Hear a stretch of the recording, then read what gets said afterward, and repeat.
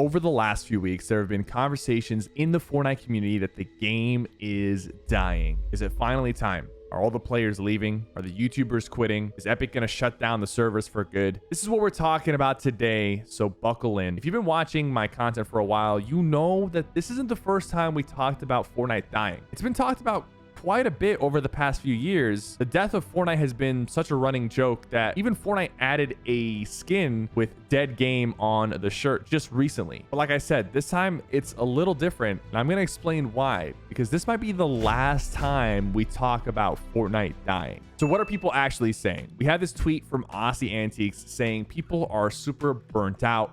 There's a lack of hype right now, and they need a big invitational or tournament to bring people back. And he's even talked about Fortnite dying so much that he promised that he's not going to bring it up anymore on stream, to not bring down the vibes of the stream. And I completely agree with that. If you talk about the game dying so much, your own audience will truly believe it, and then they will just leave the game and go play or watch someone else. You have a direct influence on them. It's best not to do that and make it the core focus of your content. Now, we also have pro player Liquid Stretch, who is saying that the beginning of chapter 3 proved to him that Epic doesn't care about competitive. The game is more dead than it ever has been viewership wise. A YouTuber, Justical, tweeted out saying that he doesn't see Fortnite viewership recovering. Lazy creators, wrongly prioritizing orgs, and not a single rising star in a year. We also have a few more tweets from Manu A12 and Mr. Top 5. Manu saying that, can Fortnite ever reach that peak viewership again? Mr. Top 5 says Fortnite YouTubers are almost all out of ideas. There's currently nothing new or interesting to do. So on both competitive and content creation, there's some sentiment that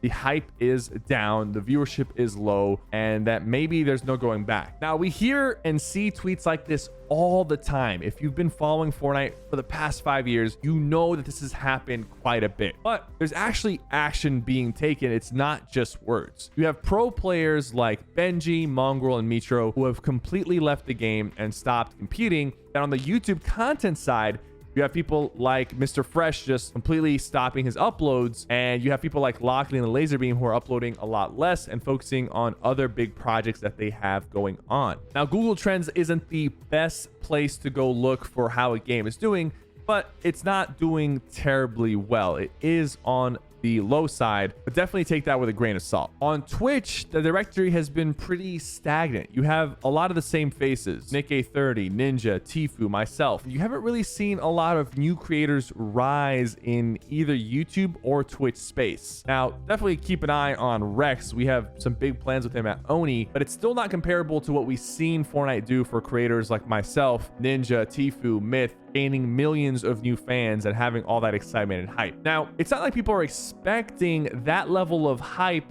for creators and rising stars, but I feel like it's been virtually none, and I think I might know why. So, is it all over? Is this the end? All of the points I mentioned up until now are true, but I know that Fortnite is far from dead, and what we need is some perspective. I've been playing the game for 5 years. I've seen all kinds of trends in the Fortnite space, and you can look at the facts and data, but sometimes you need a little bit more context, and you need to zoom out and look at the big picture. And this is what everyone is missing. First of all, Fortnite has been dying for 4 years. If you go on YouTube, you'll find videos from Chapter 1 calling the game dead. A couple months later, they said that Mex or the Sword killed the game, and then Apex Legends killed Fortnite, and then the pump getting removed killed Fortnite again, and then Chapter 2's new map was bad and that killed it, and then Warzone came back and killed it again, and then Season 6 Primal Weapons were so bad that Fortnite died. Season 8's Corruption was so bad. Chapter 3 Season 2, not a lot of updates, so the Fortnite died again. Fortnite seems to have a lot of lives because it has died a lot of times in the past 4 years. Every single season, you can look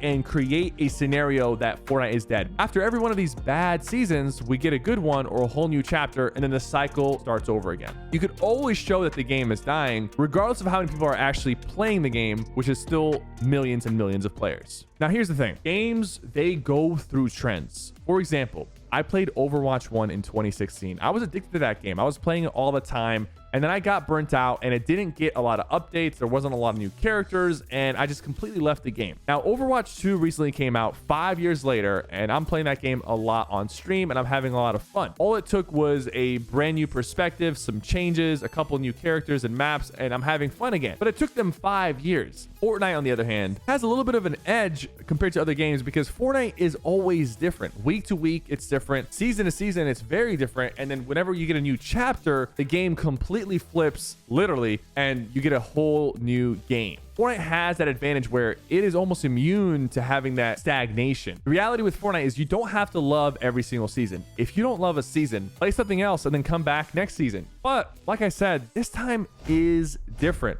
We are just 1 month away from the season being over. And there's going to be a ton of hype on that because the Chrome and the Herald will definitely have some sort of end of season event. This might be an end of chapter event. And as I discussed in other videos and other creators have discussed, there's a lot of information that supports that next season is not going to be chapter 3 season 5. It's actually going to be chapter 4 season 1 with a brand new map, potentially first person mode, new weapons, POIs, everything that comes with a new chapter. This is going to get people really hyped, but I mean, a brand new chapter and a brand new season, sometimes it gets people hyped for a few months, maybe even a couple weeks. But long term, there's nothing stopping us from another season people aren't a fan of, or a map that people don't like, or just a chapter that people hate. It's inevitable that some people will like it, some people won't, and we're back to where we started. But what's different this time? Well, a lot of you might have guessed, we're not only just potentially getting a new chapter, we're also potentially getting